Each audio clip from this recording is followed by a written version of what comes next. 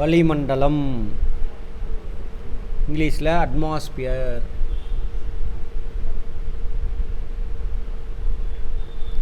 அதை பற்றி படிக்கிறோம்னா அந்த பாடத்துக்கு கிளைமேட்டாலஜி அப்படிம்பாங்க. இந்த வளிமண்டலை பற்றி படித்தோம்னா அதானே அது கிளைமேட்டாலஜி.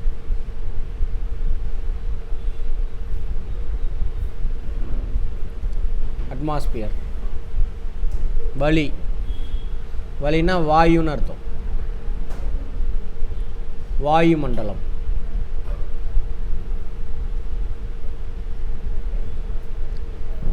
ஆங்கிலத்தில் அட்மாஸ்பியர்.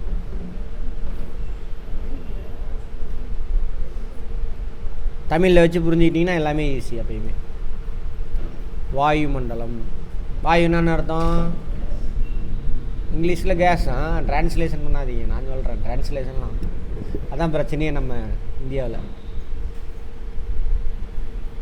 கேஸ் பார்ட்டிகள் தள்ளி தள்ளி இருக்கும். ஸோ என்ன பண்ண முடியாத, நம்மளால் கண்ணால் பார்க்க முடியாது. இப்போ பூமியில் லித்தோஸ்பியர் பார்த்தோமா, அடுத்தது தண்ணியெல்லாம் எடுத்தோம்னா ஹைட்ரோஸ்பியர். அதை பற்றி அடுத்த கிளாஸில் தான் பார்க்க போகிறோம். அடுத்தது கேஸ் மெட்டீரியல் எங்கே இருக்குது, அதுதான் அட்மாஸ்பியர். பாறை கோளம், நீர்கோளம் தனியாக வரப்போகுது. இன்றைக்கி 2 நாளைக்கு தான் போகும். எது, வளிமண்டலத்தை பற்றி தான் போக போகிறோம். அப்புறம் நீர்கோளம் பார்க்க போகிறோம். இன்னொன்று என்னது, வாயுக்கோளம். மண்ணுக்குள்ளே தண்ணிக்குள்ளேயே இருக்குது கேஸ். ப்ளஸ் அதுக்கு மேலே கடல் மட்டத்திலேருந்து 30,000 கிலோமீட்டர், அப் டு 30,000 கிலோமீட்டர்ஸ்.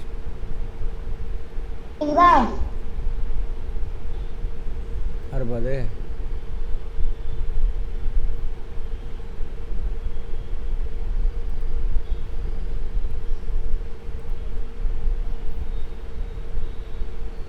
30,000 கிலோமீட்டருக்கு என்ன இருக்குது திக்னஸ் கடல் மட்டத்திலேருந்து.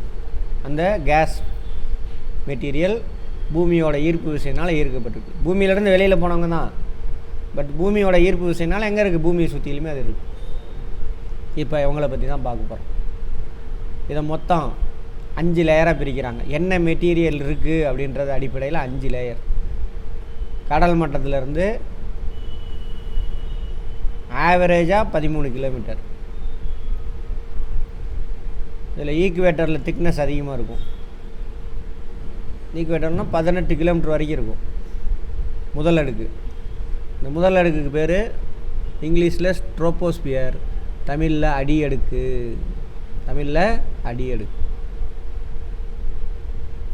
கீழே பார்த்துட்டு வந்துடலாம்.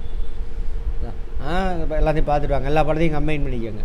அடுத்தது ட்ரோபோஸ்பியர், அடி அடுக்கு.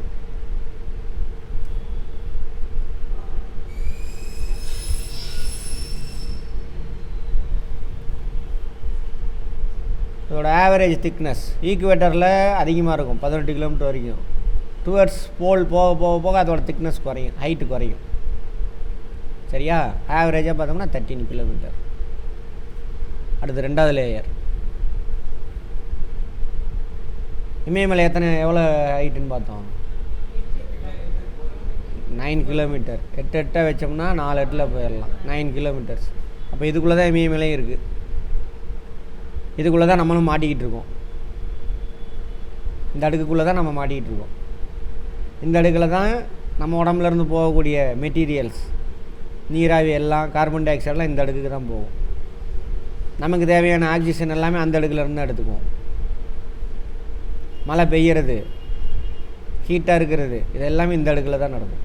எந்த அடுக்கில்? அடி அடுக்கில். எப்போயுமே என்ன பண்ணுவோம், ஏதாவது ஒன்று படிக்கிறேன்னா என்ன பண்ணுறீங்க, நம்மளை சுற்றியில் என்ன இருக்குதுன்னு புரிஞ்சுக்கிட்டு தான் படிப்பு. புரிஞ்சுக்கிட்டு என்ன பண்ண போகிறோம், அதனால் நமக்கு என்ன பயன். நல்ல விஷயமா இருந்தால் பயன்படுத்திக்குவோம், கெட்ட விஷயமா இருந்தால் என்ன பண்ணுவோம், அதை விட்டு விலகி இருப்போம். அதுதான் கல்வி. லைஃபுக்கு உதவாது எதுவுமே கல்வி கிடையாது. உதவுறதே தெரிஞ்சுக்கிறது தான் கல்வி. கரெக்டாக? அப்போ அதில் நான் என்ன இருக்குதுன்னு பாருங்கள். இங்கே தான் நார்மல் ஃப்ளைட்டு, பேசஞ்சர் ஃப்ளைட்லாம் இங்கே தான் ஓடும். மேகம், மழைப்பொழிவு எல்லாமே இந்த அடுக்கில் தான் நடக்கும். அடுத்து 2வது அடுக்கு அப் டு 50 கிலோமீட்டர்ஸ் வரைக்கும் இருக்கும். சரியா? இதிலேருந்து 50 கிலோமீட்டர்ஸ்.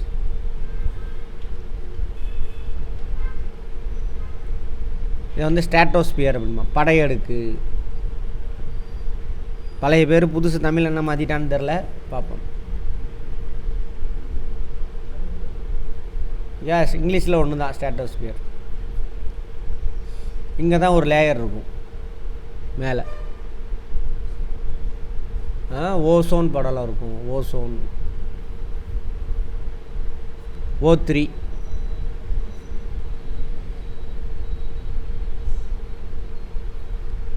O3 அப்படின்னு ஒரு படலம் இருக்கும்.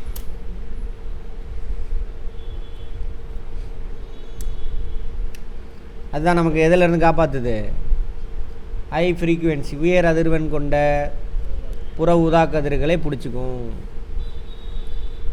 இது ஹை ஃப்ரீக்குவென்சி. ஃப்ரீக்குவென்சி அதிகமாக இருந்தால் என்ன இருக்கும்? ஃபிசிக்ஸ் முடித்தவங்களுக்கு தெரியும்.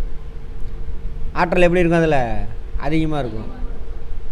ஸோ அப்போ நம்ம ஸ்கின்னில் படும்பொழுது செல் பிரிதல் நடத்துறதுல டிஸ்டர்ப் ஆகி என்ன ஆயிரும்? கேன்சர் உருவாகும், ஸ்கின்னு டேமேஜ் ஆகும்.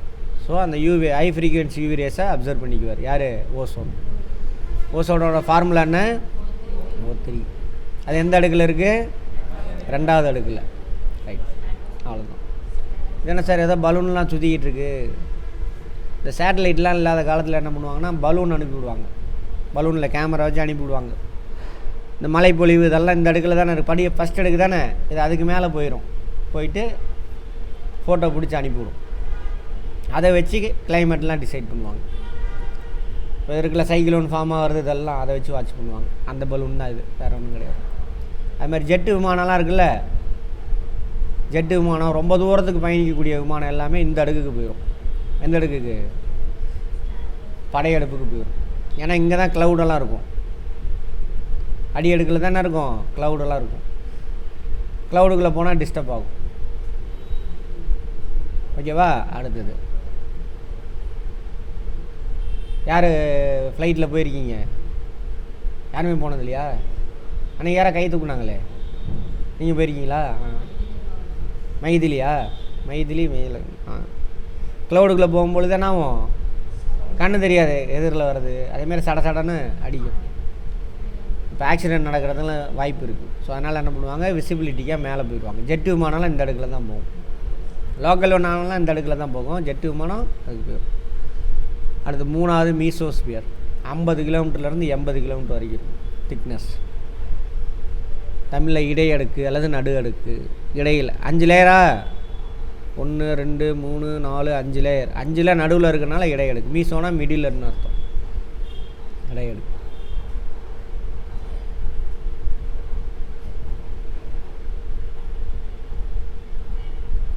இந்த அடுக்கில் தான் என்ன ஆகுனாக்கா, இந்த மீட்ராய்ட்ஸ்ன்னு பார்த்தோமா, எரிக்கல். அந்த எரிக்கல் இங்கேருந்து என்ட்ரையை வந்துக்கிட்டு இருக்கும். இந்த அடுக்கு வரும்பொழுது பயங்கர ஹீட் ஆகி இருக்குல்ல, அதிகமான ஹீட்டான லேயர் இது தெர்மோஸ்பியர். இதுக்கு மேலே உள்ளது. இந்த அடுக்கு வந்தோடனே பற்றிக்கிட்டு எரிய ஆரம்பிக்கும். கேட்பாங்க மீட்ராய்ட்ஸ் எரிகற்கள் எந்த அடுக்கில் எரியும் அப்படின்னு. எந்த அடுக்கில்? மீசோஸ்பியர். அடுத்து தெர்மோஸ்பியர். இதுக்கு இன்னொரு பேர் இருக்குது. அதே தெர்மோனான்னு அர்த்தம் வெப்பம், வெப்ப அடுக்கு. இன்னொரு பேர் இருக்குது அயனோஸ்பியர். இங்கே இருக்கக்கூடிய மாலிகுல்ஸ்லாம் அயனிகளாக இருக்கும். அயனின்னு அர்த்தம்? அயனினா என்னம்மா தீபிகா? கெமிஸ்ட்ரி இப்போ தானே முடித்தோம்.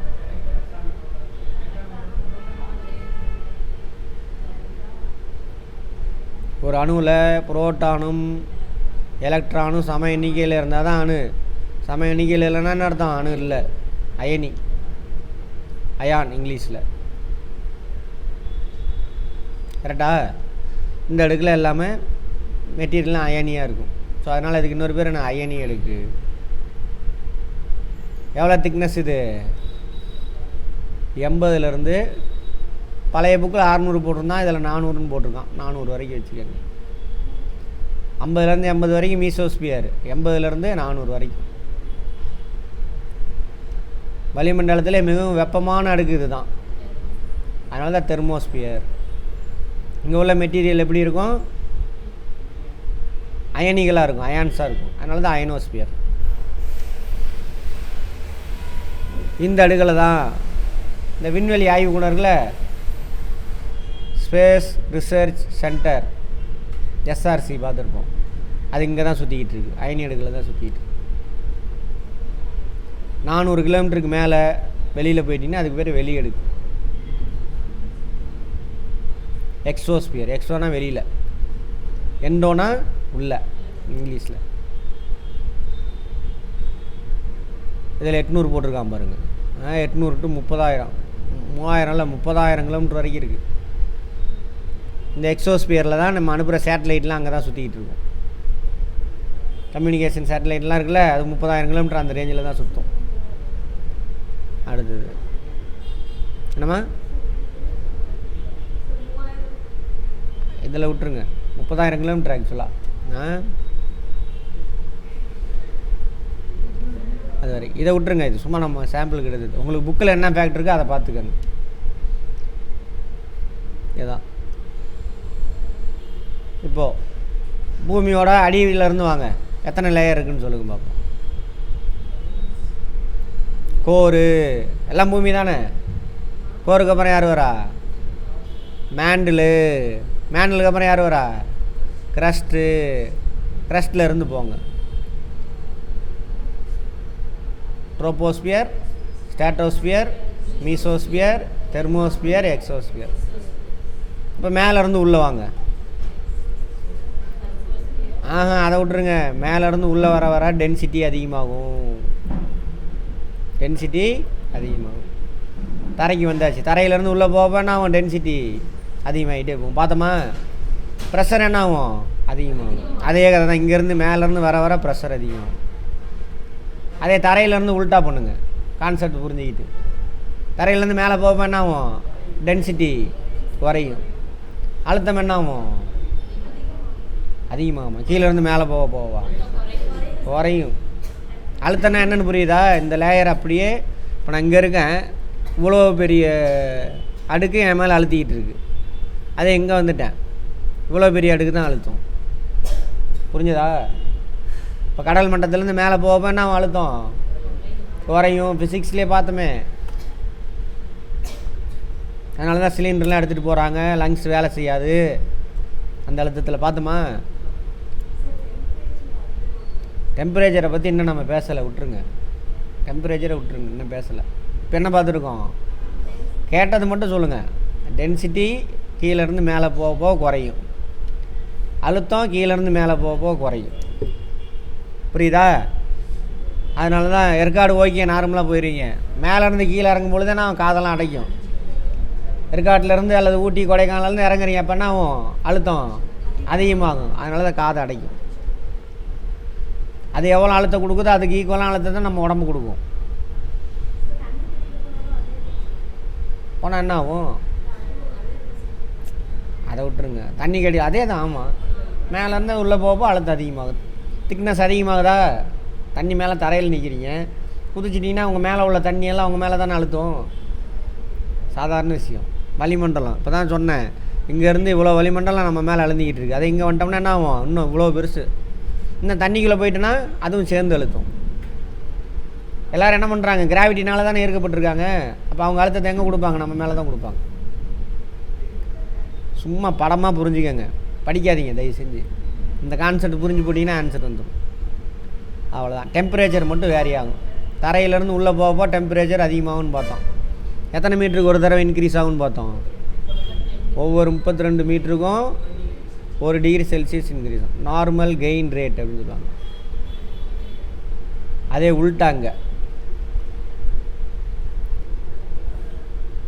உள்டாங்க ட்ரோபோஸ்பியரில் கீழேருந்து மேலே போகப்போ டெம்பரேச்சர் குறையும். ட்ரோபோஸ்பியரில் ஏன் சார்? இது நான் படிக்கிறப்ப அங்கே கேட்டேன் கேள்வி, பதில் தெரில, ரொம்ப யோசிக்காத பண்ணிட்டாங்க. சாதாரண விஷயம். ஏன்னா சூரிய ஒளியில் அட்மாஸ்பியர் ஹீட் ஆகாது. சூரிய ஒளி நேராக எங்கே வந்து போடும்? தரையில் போடும். தரை வெப்பத்தை வெளியிடும். அந்த தரையில் உள்ள வெப்பத்தை யார் பிடிச்சிக்குவா? இங்கே உள்ள க்ரீன் ஹவுஸ் கேஸ், பசுங்குடியில் வாயுக்கள் பார்த்தோம்ல, அவங்க பிடிச்சிக்குவாங்க. அந்த ஹீட்டை தான் நம்ம ஃபீல் பண்ணுறோம். அந்த ரூமில் ஹீட் ஃபீல் பண்ணுறோம்ல, அந்த ஹீட்டு தான். இப்போ அப்படியே ரிவர்ஸ் வாங்க. கீழேருந்து மேலே போக அட்மாஸ்பியர் டென்சிட்டி என்ன ஆகும்? குறையுதா? அப்போ மேலே போகப்போ க்ரீன் ஹவுஸ் கேஸினுடைய நம்பர்ஸ் குறைஞ்சிரும். சேலமும் ஏற்காடும் ஒரே இடத்துல தான் இருக்குது. ஏற்காடு ஹைட்டில் இருக்குது.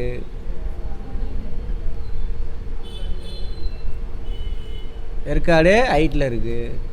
இங்கே டென்சிட்டி இங்கே 100 க்ரீன் ஹவுஸ் கேஸஸ் பார்ட்டிக்கல் இருக்குது அப்படின்னா இங்கே 50 தான் இருக்கும். இவங்க பிடிச்சி வச்சுருக்கிற ஹீட்டு தான் என்ன பண்ண முடியும், நம்ம ஃபீல் பண்ணுவோம். இங்கே 100 பேர் பிடிச்சி வச்சுருக்கான், அங்கே 50 பேர் தான் ஹீட்டை பிடிச்சி வச்சுருக்கான். அப்போ இங்கேயோட அங்கே எப்படி இருக்கும், டெம்பரேச்சரு கம்மியாக இருக்கும். டெம்பரேச்சர் டீட்டெயில்டாக பார்ப்போம். சேலத்தில் வெப்பநிலைனா எதோட வெப்பநிலை? சேலத்து மேலே இருக்கக்கூடிய வளிமண்டலத்தோட வெப்பநிலை. சூரிய ஒளி அந்த வெப்பநிலை கிடையாது. சூரியன் எவ்வளோ ஹீட்டை கொடுக்குது அது கிடையாது. சேலத்தில் மேலே இருக்கக்கூடிய வளிமண்டலத்தில் எவ்வளோ வெப்பநிலை இருக்குது அட்மாஸ்பியரில். அந்த வெப்பநிலையை பிடிச்சி வச்சுக்கிறவங்க யார்? ஹீட்டை க்ரீன் ஹவுஸ் கேஸ், பசுங்குடில் வாயுக்கள்.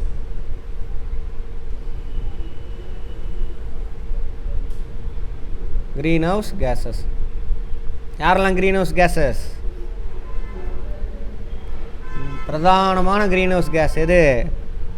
கார்பன் டை ஆக்சைடு, அப்புறம் மீத்தேன், அப்புறம் நைட்ரஸ் ஆக்சைடு, அப்புறம் சல்ஃபர் வராது அதில், சிஎஃப்சி.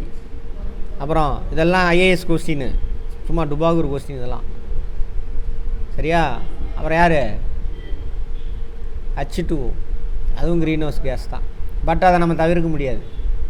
H2O இருந்தால் தான் நம்ம மேலே போய் குளிர்ச்சி அடைஞ்சு மழையாக கொட்டும். இப்போ இவங்கெல்லாம் தேவையில்லாமல் உற்பத்தி பண்ணோம்னா குறைக்கணும். இவங்களுடைய நம்பர்ஸ் வளிமண்டலத்தில் அதிகமானா அப்போ தான் என்ன உருவாகுது? Global warming.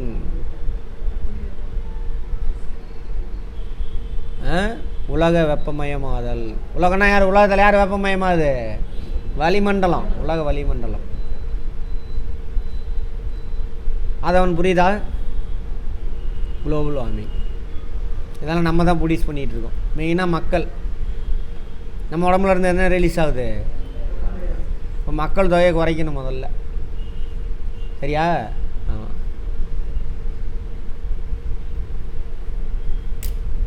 அடுத்தது இதாங்க, ஓகேவா? அதனால் என்னது, இங்கே பாருங்கள், ட்ரோபோஸ்பியரில் கடல் மட்டத்திலேருந்து மேலே போக போக டெம்பரேச்சர் குறையும். என்ன காரணம்? க்ரீன் ஹவுஸ் கேஸினுடைய டென்சிட்டி கம்மி. அட்மாஸ்பியரோட டென்சிட்டி கம்மி, நம்பர் ஆஃப் க்ரீன் ஹவுஸ் கேஸோட நம்பர்ஸ் வந்து கம்மியாக இருக்கும். அதனால் டெம்பரேச்சர் கம்மியாக இருக்கும். அதுதான். ஏன்னா இங்கே பாருங்கள், ஏற்காடு சேலம் பக்கத்தில் தான் இருக்குது. சூரிய ஒளி ஒரே அளவு தானே தரையில் படும், பட்டு ரிஃப்ளெக்ட் ஆகும். அதை பிடிக்கிறதுக்கான க்ரீன் ஹவுஸ் கேஸ் ஏற்காட்டில் கம்மி. மரம் இருக்கிறனால கிடையாது, அது ரெண்டாவது ஃபேக்டர். ப்ரைமரி ஃபேக்டர் ஹைட்டு மேலே போக டென்சிட்டி குறையும், சரியா? ஆமாம், அவ்வளோதான். ரெண்டாவது லேயர் போனீங்கன்னா அப்படியே உள்ட்டா, இங்கேருந்து மேலே போக டெம்பரேச்சர் என்ன ஆகும்? அதிகமாகும். மூணாவது லேயர் அப்படியே ஆல்டர்னேட்டிவாக போட்டுகிட்டே போகணும். அங்கேருந்து மேலே போக டெம்பரேச்சர் குறையும். நாலாவது லேயர் அங்கேருந்து மேலே போக டெம்பரேச்சர் அதிகமாகும். இருக்கிற ஹையஸ்ட் டெம்பரேச்சர் எங்கே சார் இருக்குனாங்க? தெர்மோஸ்பியரில் தான். ஆல்டர்னேட்டிவ் மாற்றி போட்டுக்கோங்க, அவ்வளோதான். இருக்கிற ஹையஸ்ட் டெம்பரேச்சர் எங்கே இருக்கா? அங்கே. கடைசி எடுக்கல அது அப்படியே உள்ட்டா, இங்கேருந்து மேலே போக டெம்பரேச்சர் குறையும். ஓகேவா? இங்கே பாருங்கள், தெர்மோஸ்பியரில் எவ்வளோ டெம்பரேச்சர் இருக்குன்னு, 865 டிகிரி டு 1200 டிகிரி செல்சியஸ் வரைக்கும் இருக்குமா. அதனால தான் அதுக்கு தெர்மோஸ்பியர். அப்புறம் அந்த வெளியடுக்கு இருக்கு இல்லையா, அங்கே என்ன கேஸ் அதிகமாக இருப்பாங்கனாக்கா? Hydrogen, helium gases.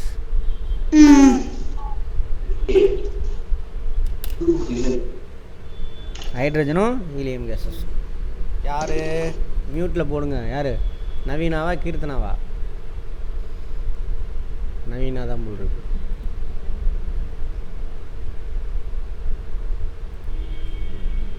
சரியா? இதில் இந்த வளிமண்டலத்தில் என்னென்ன கேஸஸ் இருக்காங்க அப்படின்னு பார்க்க போகிறோம். ஃபேக்ட்டுக்கே போயிடலாம், அங்கேயே போயிடலாம், புக்லேயே. எந்தெந்த நம்ம அட்மாஸ்பியர் என்னது? பியூரா இம்பியூரா? அது ஒரு மிக்சர்.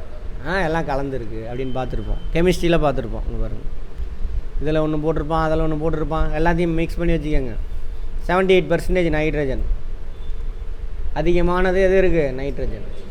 நைட்ரஜன் எதுக்கு தேவை? புரோட்டீன் சிந்தசிஸ்க்கும் தேவை. புரோட்டீன் உருவாகுனா நைட்ரஜன் தேவை. 21% யார்? ஆக்சிஜன். மூணாவது அதிகமான கேஸ் யார்? ஆர்கான். நைட்ரஜன் ஆக்சிஜன் மட்டும் எவ்வளவு? 99%. மிச்சம் 1% தான் மற்றவங்களாம். அதில் ஆர்கான் கேட்பான். மூன்றாவது அதிகமான வாயு அது கேட்டிருக்கான் டிஎன்பிசியில். ஆர்டரில் எழுதும்பான் கொடுத்துட்டு. இங்கே எப்படி வேணாலும் கேட்பான், பார்த்துக்குங்க. நாலாவது அதிகமான கேஸு எவ்வளவு? வெறும் 0.03% தான். மற்றதெல்லாம் எவ்வளவு? 0.04%. மற்றெல்லாம் ஹீலியம், ஹைட்ரஜன்லாம் சொன்னோம்ல, அது மீத்தேனு. தண்ணி இல்லாமல் மற்ற கேஸை மட்டும் வச்சு சொல்கிறாங்க. நீராவி தண்ணி சேர்த்தி தான் சொல்லியிருக்கானுங்களா? Right, okay. 9th புக்கில் அப்படியே பார்த்துக்கோங்க.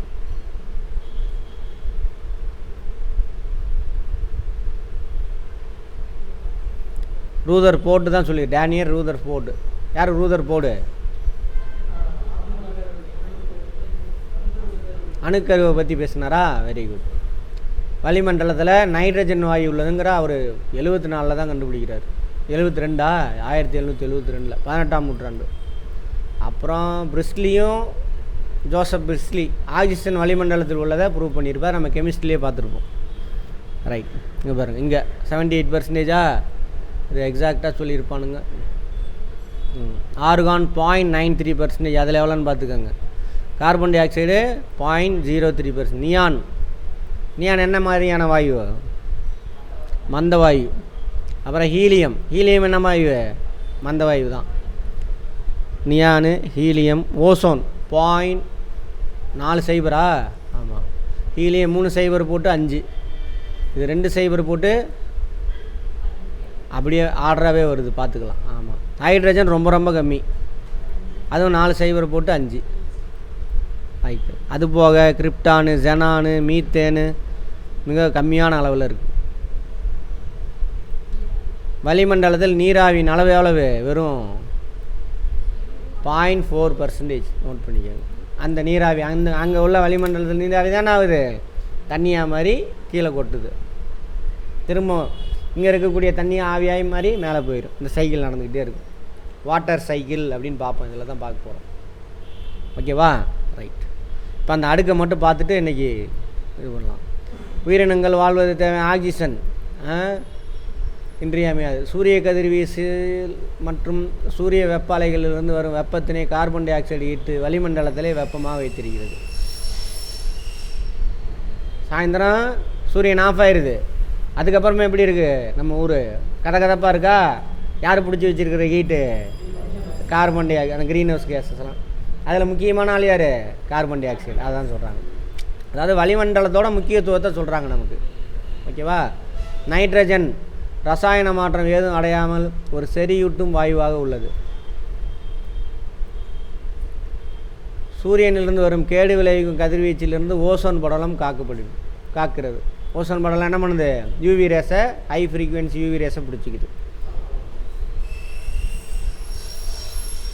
வளிமண்டலத்தில் உள்ள திடத்துகள்னால் டஸ்ட் பார்ட்டிகள். வளிமண்டலத்தில் இந்த கேஸ்லாம் இல்லாமல் டஸ்ட் இருக்குல்ல. இப்போ பாருங்கள், இந்த டேபிளில் தொட்டு பாருங்கள், தூசி இருக்கா? எங்கேருந்து வந்தது? வளிமண்டலத்துலேருந்து வந்துச்சு.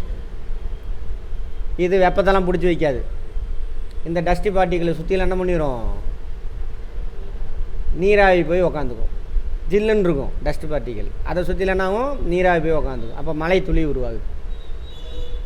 அதான் அந்த ஃபாகுலாம் இருக்குல்ல, ஸ்மோக்குன்னு சொல்லுவாங்க. அது சுவாச்சம்னா டேஞ்சரு.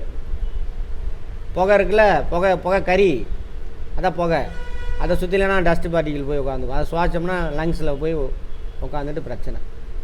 அந்த மாதிரி வளிமண்டலத்தில் திடத்துகள்கள், சாலிட் பார்ட்டிகள் நீர் குவி புள்ளிகளாக செயல்பட்டு நீராவி சுருங்குதலுக்கு நிகழ்கிறது.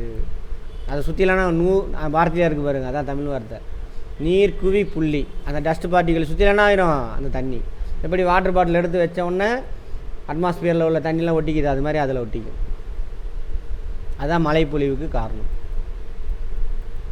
அப்போ வளிமண்டலத்தோட முக்கியத்துவத்தை சொல்கிறாங்க. அது போக வேறு என்ன சொல்கிறாங்க? வானிலை நிகழ்வுகள் நிர்ணயிக்கும் முக்கிய காரணிகள். நீராவி உள்ளது. நீராவியாகி மேலே போய் குளிர்ந்து மேகமாக மாதிரி திரும்ப விழுவும். இது வாட்டர் சைக்கிள். ஓகே, அடுத்து பார்ப்போம். தூசு துகள்கள், உப்பு, டஸ்ட் பார்ட்டி, இந்த சின்ன சின்ன மினரல்ஸ்லாம் இருக்குது. மகரந்த தூள் அட்மாஸ்பியரில், புகை, டஸ்ட், இது என்னது அந்த இதில் ஸ்மோக்கு, சாம்பல், எரிமலை சாம்பல், வளிமண்டலத்தில் காணப்படக்கூடிய திடப்பொருட்கள். நோட் பண்ணிக்கோங்க. தூசு, உப்பு துகள்கள், மகரந்த தூள், புகை, சாம்பல், எரிமலை சாம்பல், இதெல்லாம் ரைட். இவங்கெல்லாம் நமக்கு இவ்வளோ விஷயத்துக்கு ஹெல்ப் பண்ணுறாங்க. இந்த வாயுக்கள் போக இவங்க டஸ்ட் பார்ட்டிகள், திடப்பொருள். நீராவி 0.4% இருக்குது. அது போக கொஞ்சம் டஸ்ட் பார்ட்டிகள். வளிமண்டல அடுக்குகள். உயரே செல்ல செல்ல அடர்த்தி குறைந்து இறுதியில் அண்டவெளியோடு கலந்து விடுகிறது. அண்டவெளினா அது ஓப்பன் ஸ்பேஸ். அங்கே கிராவிட்டி எவ்வளோ தூரம் இருக்கோ அது வரைக்கும் கேஸ் இருக்கும். அதோட கிராவிட்டி இல்லாத தன்மை. கிராவிட்டி நிலா வரைக்குமே இருக்குது. பட் இந்த சின்ன பார்ட்டிகளை அட்ராக்ட் பண்ணுறதுக்கான கிராவிட்டி அது சொல்கிறேன். இவ்வளிமண்டலம் 5 அடுக்குகளாக பிரிக்கப்பட்டுள்ளது. வளிமண்டல கீழடுக்கு, மீளடுக்கு, அங்கே என்ன படையடுக்குன்னு சொல்லியிருப்பேன் தமிழில்.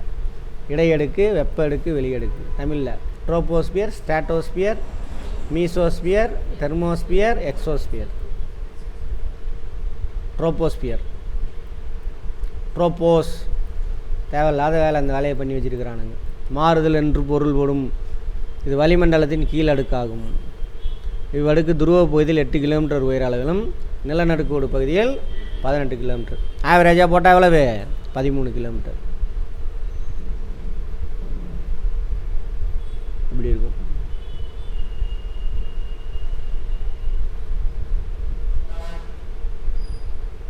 யானை யாராவது கணிச்சு சொல்லுங்க பார்ப்போம்.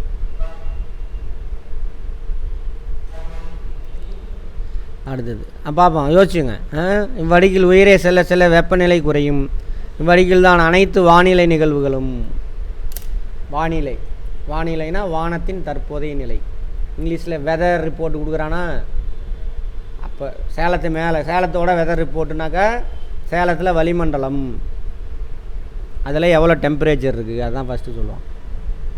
அதில் எவ்வளோ ஈரப்பதம் இருக்குது, மேகமூட்டத்தோடு காணப்படுமா இல்லையா, ஈரப்பதத்தை வச்சு தான் மேகம். காற்றடிக்குமா அடிக்காதா, காற்றடிச்சா எவ்வளோ வேகத்தில் அடிக்கும், எந்த திசையில் அடிக்கும், இதெல்லாம் யாரை பற்றி படிக்கிறது? வளிமண்டலம், சேலத்து மேலே இருக்கக்கூடிய வளிமண்டலம். அதோட தற்போதைய நிலையை பற்றி படிக்கிறோம். அதான் வானிலை. வானத்தின் தற்போதைய நிலை தான் வானிலை. ஆனால் வேறு எங்கேயும் அங்கே ஆகாசம், அங்கே கடவுள், அதெல்லாம் கிடையாது. நம்மளை சுற்றியில் இருக்கக்கூடிய கேஸ். சரியா? ரைட். அதோட நிலைமை எப்படி இருக்குது, தற்போதைய நிலை எப்படி அப்படின்னு படித்தா தானே அது வானம். இங்கிலீஷில் வெதர் அப்படின்னு சொல்லுவாங்க.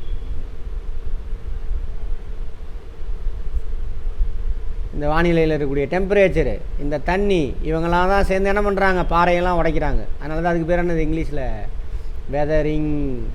இந்த weather components, weather elements decomposes the rock materials. So அதுக்கு பேர் என்னது வெதரிங். வானிலை சிதைவு. வானிலை காரணிகள் பாறையை சிதைய வைக்கிறதுனால வானிலை சிதைவு. எப்படி இருக்குது தாய்மொழி? புரியுதா? அதான் தாய்மொழி. அதை பார்த்தோன்னே புரிஞ்சிடும். அது ஒருத்தன் சொல்லித்தரணும்னு அவசியம் இல்லை. ரைட். தற்போது எப்படி இருக்குது இந்த வானிலை? செகண்டுக்கு செகண்டு மாறும். கொஞ்சம் நேரத்துக்கு முன்னாடி எப்படி இருந்து இப்போ பாருங்கள், வெயில் அடிக்குதா, இன்னும் மழை பெய்யும். நேற்று திடீர்னு காலையில் மழை பெய்யுது, அடுத்து வெயில் அடிக்குது, திரும்ப மதியம் இருக்கா. செகண்டுக்கு செகண்டு மாறும். என்னது? வானிலை. காலநிலை அப்படிம்பாங்க. கிளைமேட். கிளைமேட்னா ஒரு ஊரில் ஒரு 30-35 ஆண்டோட சராசரி வானிலை. 30-35 ஆண்டில் சராசரி வானிலை அதை கால்குலேட் பண்ணி சொல்லுவாங்க. சேலம் எப்படிப்பட்டது? வெப்பமானதுங்க. எப்பயுமே வெப்பமாக இருக்குது. இப்போ காலையில் வந்தோடனே ஃபேன் ஆஃப் பண்ண சொல்கிறீங்க, குளிராக இருக்குது இப்போ. ஆனால் அதிகபட்சமாக எப்படி இருக்கும்? வெப்பமாக இருக்கும். ஒரு 10 நம்பர் வச்சு ஆவரேஜ் போட்டிங்கனாக்கா எந்த நம்பர் வந்துட்டு இதாக இருக்கும், எந்த நம்பர் அதிகமாக ரிப்பீட் ஆகுதோ அந்த நம்பர் தான் வரும். அது மாதிரி வெப்பம் அதிகமாக இருக்கிறதுனால வெப்பமண்டல காலநிலை. கிளைமேட் இன்றைக்கி சூப்பராக இருக்குங்க அப்படி சொல்லவே கூடாது. சேலத்துக்கு ஒரே கிளைமேட்டு தான் ஹாட் கிளைமேட்டு, ஏற்காட்டுக்கு ஒரே கிளைமேட் தான் கோல்டு கிளைமேட். ஆனால் போன வாரம் போய் பாருங்கள், ஏற்காட்டுக்கு வெயில் மண்டையை பிளந்துச்சு. ஆவரேஜாக பார்க்கும்பொழுது அதிக நேரம் என்ன இருக்கும், குளிர்ச்சியாக இருக்குது. அதனால் அது கோல்டு கிளைமேட். அப்போ இன்றைக்கி கிளைமேட் சூப்பராக இருக்குங்க அப்படி சொல்லக்கூடாது, தப்பு. வெதர் நல்லா இருக்குது, வெதர் கண்டிஷன் நல்லா இருக்குது, அதான் சரி. வானிலை சூப்பராக இருக்குது. நம்ம தமிழ் யூஸ் பண்ணுறதே இல்லை. நம்ம தான் என்ன ஆகிட்டோம், ஆமாம், முட்டாள் ஆகிறதுக்காக எல்லாம் இங்கிலீஷ் படிச்சுக்கிட்டு இருக்கிறோம். சரி, அது ஒரு அயோக்கிய பசங்க பண்ணி விட்டு போயிட்டானுங்க, அது அப்படியே தொடருது. சரி, அப்போ வானிலை நிகழ்வெல்லாம் எங்கே நடக்குது, அடியடுக்கில் தான் நடக்கும். சொல்லுங்கள், கேளுங்க. டவுட்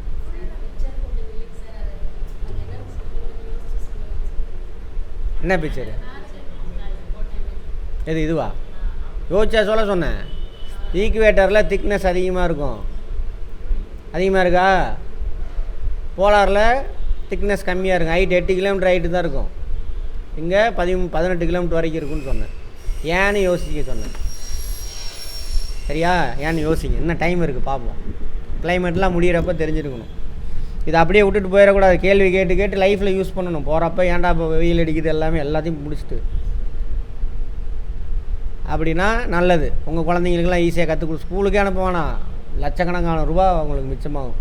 அது உங்கள் குழந்தைங்களாம் படிக்கிறப்ப 2-3 லட்சம் ஆயிரம் எல்கேஜி போய் சேர்த்துனீங்கன்னா. ஆமாம், இப்போயே வேலைமா கட்டுறீங்க, இப்போயே. ஆமாம், அதெல்லாம் மிச்சமாயிரும். அப்போ போட்டுங்க, 12 வருஷத்துக்கு எத்தனை லட்சம் மிச்சம்? ஆமாம், எல்லா பணமும் எனக்கு கொண்டு வந்து கொடுங்க. ஆமாம். அடுத்தது, அப்போ யாரும் நினச்சி கூட பார்க்க மாட்டீங்க, அது வேறு. அடுத்து, எனவே வளிமண்டலத்தின் கீழடுக்கு வானிலை உருவாக்கும் அடுக்கு கேட்பாங்க. வளிமண்டலத்தில் எந்த அடுக்கில் வானிலை காரணிகள்லாம் இருக்குது அப்படின்னு கேட்பாங்க. இந்த அடுக்கின் மேல் எல்லை ட்ரோபோபாஸ். இந்த அடுக்கு பிரேக் ஆகுது. பாஸ்னா என்ன அர்த்தம்? நிறுத்துறது. ட்ரோபோபாஸ்.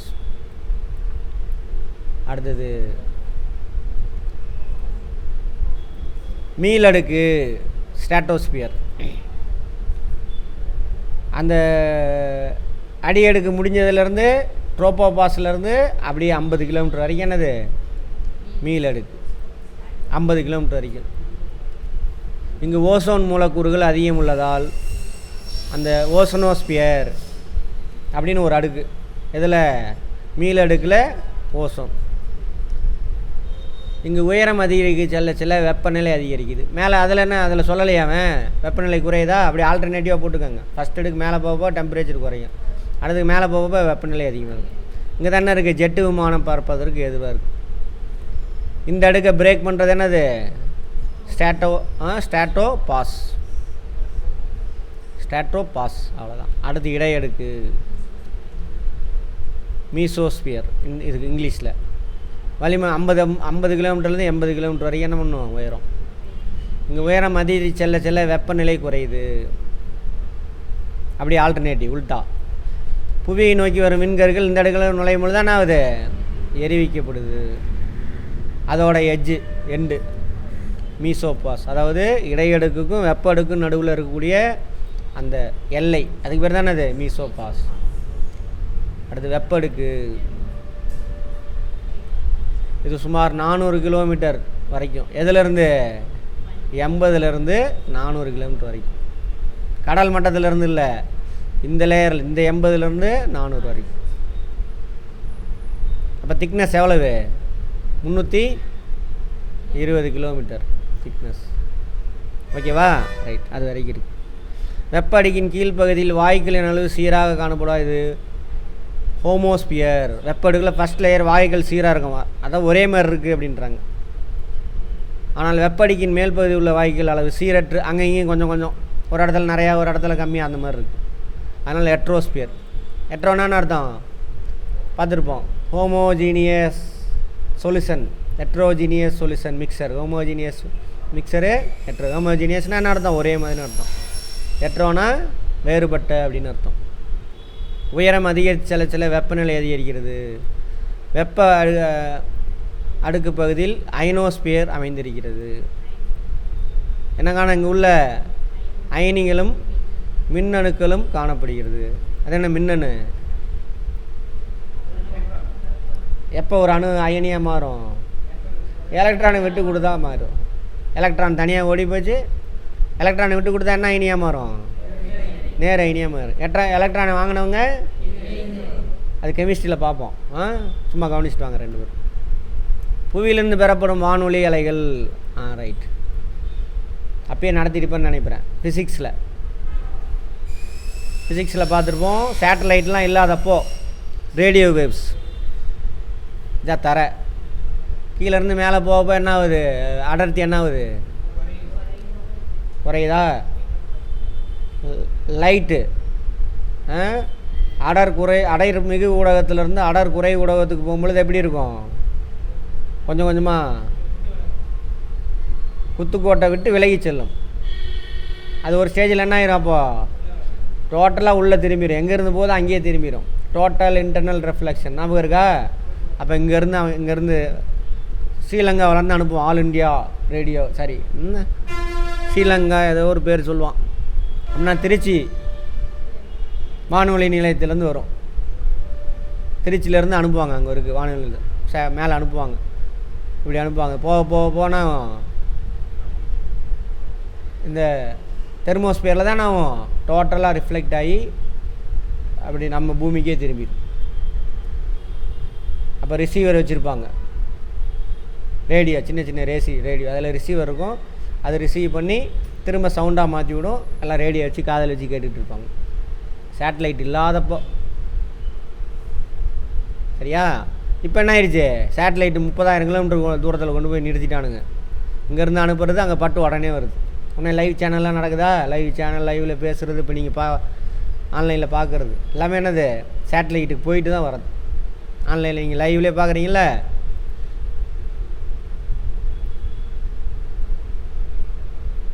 சைபர் கிரைம்னு சொல்கிறாங்களே, அது என்ன சைபர் கிரைம்? சைபர்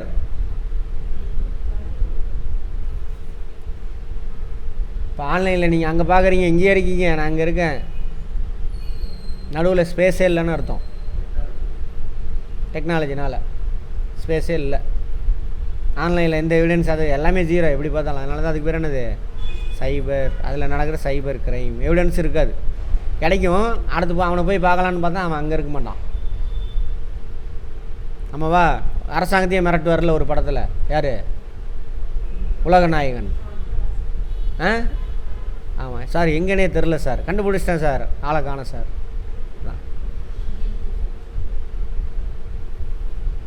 தகவல் பிழை. வெளியடுக்கிற்கு அப்பால் அமைந்துள்ள அடுக்கு காந்த கோளமாகும். மேக்னெட்டோஸ்பியரா காந்த கோளம். மேக்னெட்டிக் ஃபீல்டு இருக்கிற மாதிரி பார்ப்பேன் இங்கே இங்கிலீஷில்.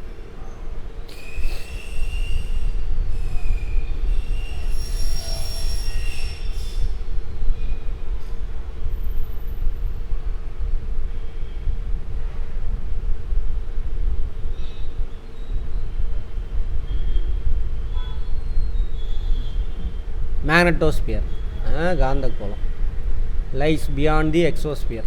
எக்ஸோஸ்பியருக்கு அந்த பக்கம் என்ன இருக்குது? எக்ஸோஸ்பியர் என்ன நம்ம பார்க்கலையா? அது வெளியடுக்கு.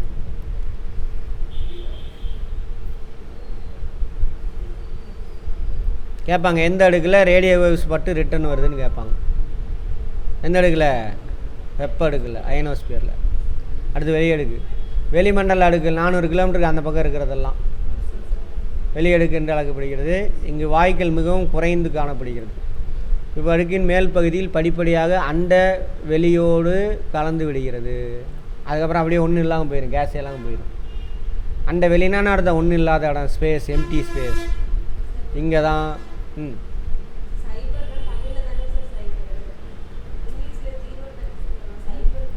அது மாதிரி தான்.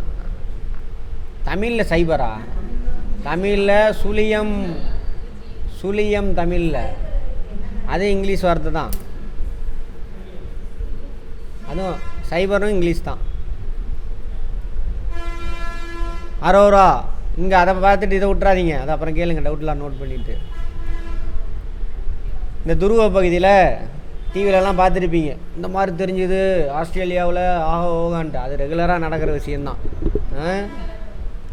உங்களுக்கு எல்லாமே தெரியும் கரெக்டாக. இங்கே கிளாஸ் ஒழுங்காக அட்டன் பண்ணிங்கன்னா.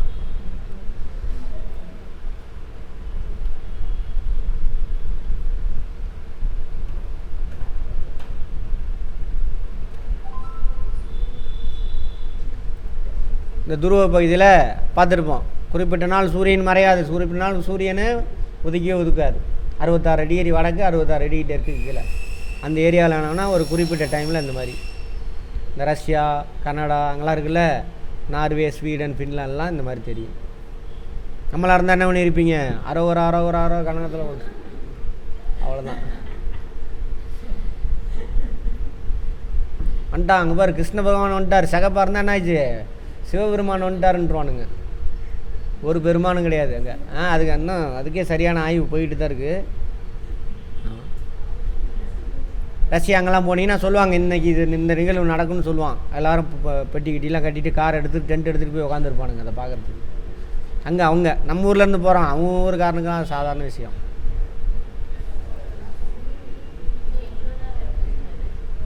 அது டைம் மாறுபடும். வட அரைக்கோளத்தில் இந்த வெளியடுக்கில் தான் உருவாகும் இந்த அரோரா ஆஃப் ஆஸ்ட்ரேலிஸ். அதேமாதிரி தென் அரைக்கோளத்தில் இது தென் அரைக்கோளத்துலாம் அரோரா ஆஃப் ஆஸ்ட்ரேலிஸ். ஆஸ்திரேலியா எந்த அரைக்கோளத்தில் இருக்குது, தென் அரைக்கோளத்தில். அதனால் அது அங்கே. ஆனால் ஆஸ்திரேலியாவில் உருவாகாது, சரியா? நியூசிலாந்தில் கூட உருவாகாது, இங்கே தான் உருவாகும், இந்த ரீஜனில் தான் உருவாகும். ஆனால் அங்கேருந்து பார்க்க முடியுமா என்னன்னு தெரியல எனக்கு. நியூசிலாந்து தான், நியூசிலாந்து இது ஆஸ்திரேலியா. தென் அரைக்கோளம் எந்தெந்த கண்டம் எந்தெந்த அரைக்கோளத்தில் இருக்குதுன்னு பார்த்துக்கோங்க. கிழக்கு அரைக்கோளமா, மேற்கு அரைக்கோளமா, வடக்கு அரைக்கோளமா, தெற்கு அரைக்கோளமான்னு பார்த்து வச்சுக்கோங்க. வரும் அடுத்தது. சும்மா வீட்டில் இருக்கிறப்ப பாருங்கள், ரீசன் ஆகும். 9th தானே போயிட்டுருக்கு.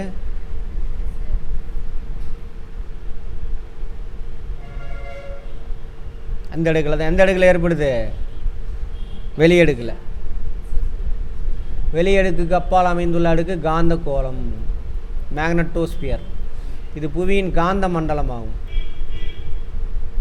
காந்த மண்டலம் தெரியுதா? காந்தத்துக்கு மண்டலம் எப்படி இருக்கும், காந்த புலம், மேக்னெட்டிக் ஃபீல்டு. இந்த ஒரு காந்தம்னா மேக்னெட்டிக் ஃபீல்டு என்ன ஆகும், நார்த்துலேருந்து உருவாகி இப்படி போகும்ல, அதானே மேக்னெட்டிக் ஃபீல்டு. வரைஞ்சிருப்பீங்களே, இதை வரைஞ்சாது படம் நிறைய பேர் சயின்ஸ்லாம் மார்க் எடுப்போம். காந்தம் ஒன்றை வரைந்து காந்த புலத்தை இருக்க அப்படின்னு. ஏன்னா ஒரு ஈர்ப்பு விசை, தொடா விசை ஒன்று நார்த்துலேருந்து சவுத்து நோக்கி போகும். பார்த்துருக்குமா?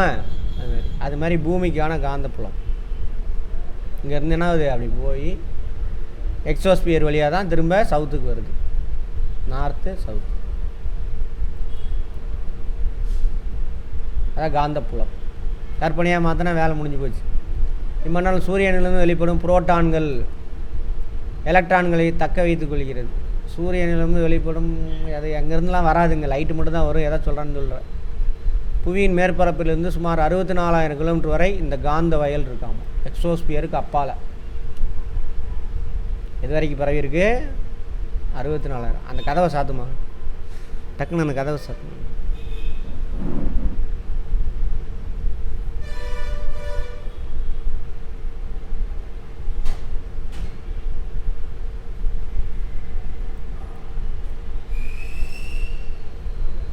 ஓகேவா, ரைட். கதவை சாத்தியா?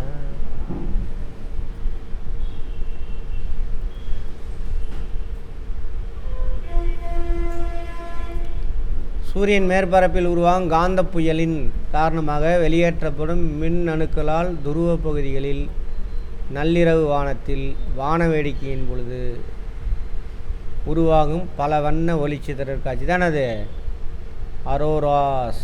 வட அரைக்கோளத்தில் அரோரா ஆஃப் போரியாலிஸ், தென் அரைக்கோளத்தில் அரோரா ஆஃப் ஆஸ்ட்ரேலிஸ். இதனால் சூரியனிலிருந்து வரக்கூடிய காந்த புயலின் காரணமாக உருவாகுதாமா.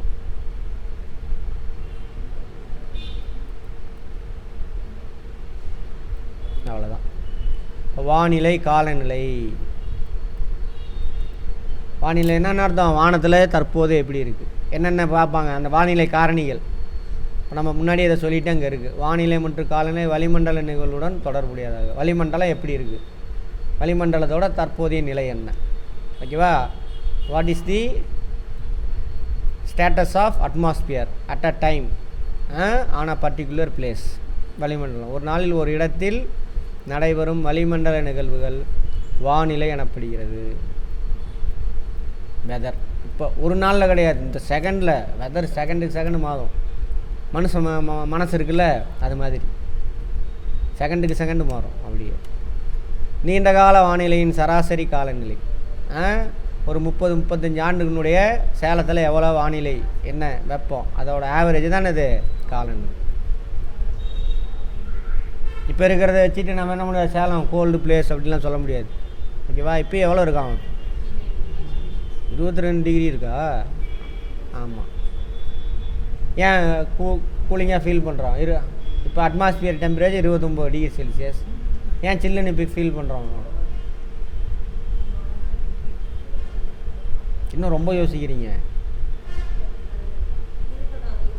ஈரப்பதம் அதிகமாக இருக்கிறனாலயா? சில்லுன்னு எப்போ ஃபீல் பண்ணுவீங்க? அப்சர்வ் பண்ணுறப்பையா? நம்ம உடம்புலேருந்து வெப்பம் வெளியேறுதுன்னு அர்த்தம். அப்போ தான் நம்ம அந்த ஃபீலிங் பேர் தானே அது கூலிங்காக இருக்கிறதுன்னு அர்த்தம். எங்கே போகுது நம்ம உடம்புலேருந்து? வளிமண்டலத்துக்கு போகுது. ஏன் வளிமண்டலத்துக்கு போகுது? நம்ம உடம்போட அதுக்கிட்ட டெம்பரேச்சர் கம்மியாக இருக்குது, புரியுதா? அப்போ வெப்பம் அதிகமாக இருக்கிற இடத்துலேருந்து வெப்பம் கம்மியாக இருக்கிற இடத்துக்கு எப்பயுமே என்ன வெப்பம் ட்ராவல் ஆகிட்டே இருக்கும். அப்போ நம்ம உடம்புலேருந்து வளிமண்டலம், நம்ம உடம்பு பொருள் தான். வளிமண்டலம் என்னது? பொருள் தான்.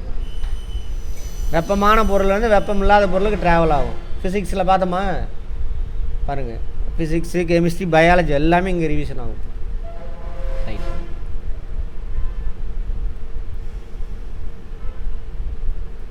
வானிலை காலநிலை தீர்மானிக்கக்கூடிய காரணம்.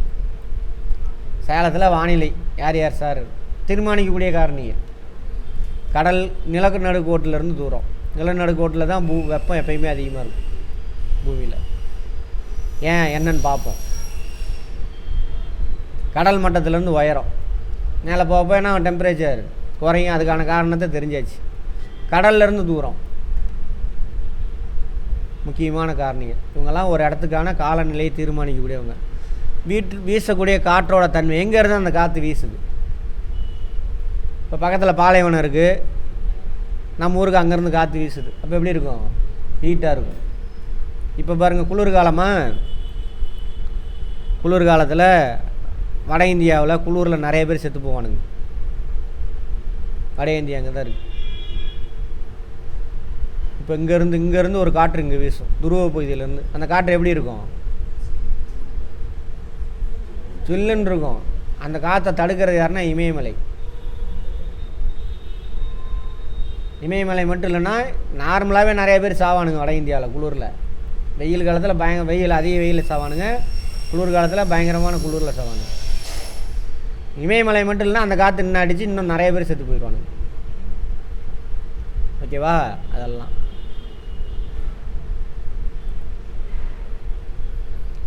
மலைகளின் இடையூறு. அதான் இதோட இன்றைக்கி நிறுத்துவோம். மலைகளின் இடையூறு பாருங்கள், முன்னாடியே சொல்லியிருப்பேன் நடத்தும் பொழுது.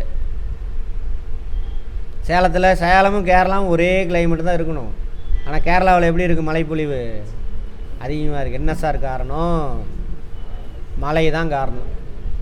யார் இவனுங்க? உடனே திராவிட கட்சிகள்ன்றானுங்க ஒரு குரூப்பு, சங்கிமங்கி குரூப்பு. அப்படியே சொல்லிகிட்டு இருக்கானுங்க பல ஆண்டு காலமாக. அதையும் அப்படியே ஒப்பிச்சிட்டே வரானுங்க. அது இல்லைடான்னு சொன்னாங்க, என்னையே டே அப்படின்ட்டு அண்டை ஈகோவுக்கு வரானுங்க. நான் என்ன பண்ணுறது? இதுதான் மேற்கு தொடர்ச்சி மலை. தெரியுதா? கர்சர் தெரியுதா? இவன் அரசியல் பேசுகிறான்றானுங்க. டே இதாண்டா உண்மைனாக இல்லை, நீ ஒரு கட்சிக்கு சார்பாக பேசுகிறேன்றானுங்க. என்னன்னு சொல்கிறது? அதுதான் உண்மை. போய் செக் பண்ணிக்கங்க. தென்மேற்கு பருவ காற்று இப்படி வீசும், இப்படி தான் வீசுது. ஓகேவா? எங்கேருந்து வீசுது? கடல்லேருந்து வீசுது. அதில் ஈரப்பதம் அதிகமாக இருக்கும். இங்கே மவுண்டெயின்ஸ். இப்போ அந்த மவுண்டெயின் நான் இப்படி வரைகிறேன், மேற்கு தொடர்ச்சி மலையை. இங்கே வந்து மோதும் பொழுது இது தடுக்கணும். நம்மளை மாதிரி வயசான அடல்ட்டு மாதிரி என்ன ஆயிடாது, அது சோம்பேறியாகி நின்றாது. ஒரு தடை வந்தோடனே மேலே அப்படியே ஏறும், கிளைம்ப் மேலே ஏறும். மேலே போக டெம்பரேச்சர் குறையுமா? அப்போ தானே பார்த்தோம். மேலே போக குளிர்ச்சி அடைஞ்சி க்ளவுடு ஃபார்ம் ஆகி மழை கொடுக்கும். அதை கடந்து இங்கே இறங்கும். அடுத்து வந்தோடனே நான் தமிழ்நாட்டு பக்கம் வருவோம். அது எங்கன்னா ஆயிருமே, மேலேருந்து கீழே இறங்க ஆரம்பிச்சிடும். மேலேருந்து கீழே வர என்ன வைப்போம், குறையுமா? அதிகமாகும். அப்போ மழை பெய்யாது. இதுதான் தமிழ்நாடு. இது காற்றுமுக எதிர் திசை, இது காற்றுமுக திசை. காற்றுமுகத்தில் எப்பயுமே அன்றைக்கி கூட ஒரு வக்கீலம்மா அன்றைக்கி யூடியூப்லாம் போட்டுட்ருக்கோம். பாவம், அந்த மாதிரி தப்பாக சொல்ல. அது அங்கே கேரளாவில் போய் பார்த்துட்டு, ஆகா எங்கே பார்த்தாலும் பசுமை, என்ன ஏன் தமிழ்நாட்டில் மட்டும் இப்படி இருக்குது, என்னவென்று ஆராய்ச்சி செய்ய வேண்டும். இதுதான் ஆராய்ச்சி, சரியா? அந்த மாதிரி இப்போ போடுது. அது நிறைய ஏகப்பட்ட ஃபாலோவர்ஸு. ஆமாம், இதுதான் போன 10 நாளைக்குள்ளே தான் அது. இதுதான் இது வந்து என்ன மறைமுகமாக சொல்ல வருது, இங்கே எல்லாத்தையும் மரத்தெல்லாம் வெட்டி விட்டானுங்க தமிழனுங்க. அதனால் இது லீவேட் சைடு நிறைய மழை பெஞ்சால் மரம் இருக்க போகுது, சரியா? ஆமாம், கதையாக விட்டுருவானுங்க அப்படியே. அப்போது என்ன பண்ணுது, கேரளாவும் நம்மளும் ஒரே லேட்டிடியூடு. ஆனால் அங்கே பசுமை மரம், அதாவது எவர்கிரீன் ஃபாரஸ்ட் இருக்குது. என்னது, வெப்பமண்டல மலை பிரதேசமாக இருக்குது. மழை பெஞ்சிக்கிட்டே இருக்கும், வெயில் அதிகமாக இருக்கும் அங்கே கேரளாவில். அதுதான் அப்போ தீர்மானிக்கிறது யார்? ஆமாம். அப்புறம் மேகமூட்டம், மழை பெய்யுதா, மேகமூட்டம் இருந்தால், இப்போ மேகமூட்டம் இருக்கிறனால தான் சூரிய ஒளி வரல, எல்லாம் ஹீட்டாக இருக்கும் நம்ம இடமும். கடல் நீரோட்டங்கள் பார்த்தோம்ல, கடல் நீரோட்டம் கடலுக்குள்ள ஒரு திசையில் ஓடுன்னு, அதுவும் தீர்மானம். அதை பற்றிலாம் நிறைய எக்ஸாம்பிளோட பார்ப்போம். இதெல்லாம் வச்சு தான் அங்கே இயற்கை தாவரம் இருக்கும்.